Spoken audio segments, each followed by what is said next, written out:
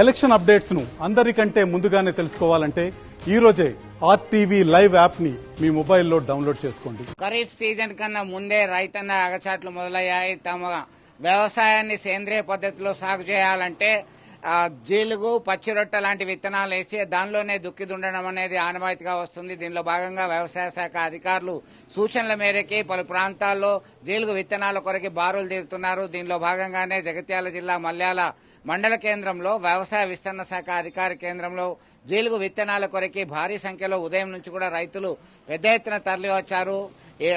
మండుతున్నటువంటి ఎండ ఒకవైపు, దాహం వేయడంతో వేరే గత్యంతరం లేక తమ వెంట తీసుకొచ్చినటువంటి వ్యవసాయ రంగానికి సంబంధించినటువంటి పాస్బుక్లను క్యూ లైన్ లో పెట్టి సేద తీరుతున్నటువంటి పరిస్థితిని మనం గమనించవచ్చు. మొత్తం మీద ఇప్పటికైనా సత్వరమే మన డిమాండ్ కు తగినటువంటి విధంగా సప్లై చేయాలని చెప్పి రైతన్నలు కోరుతున్నారు. ఉమ్మడి కరీంనగర్ జిల్లా వ్యాప్తంగా ఒకవైపు నాణ్యమైనటువంటి విత్తనాల కొరకు, ఎరువుల కొరకి, అలాగే తాజాగా సేంద్రియంగా వాడడానికి కొరకి పచ్చిరొట్ట, జీలుగు విత్తనాల కోసం కూడా క్యూ కట్టాల్సినటువంటి స్థితి ఏర్పడింది. మరొక వైపు రైతులు ఇంకా తాము పండించినటువంటి పంటను సైతం అమ్ముకోవడం పూర్తి కాలేదు అని చెప్పేసి ఆవేదన వారి మాటల్లోనే మనం వింటున్నాం.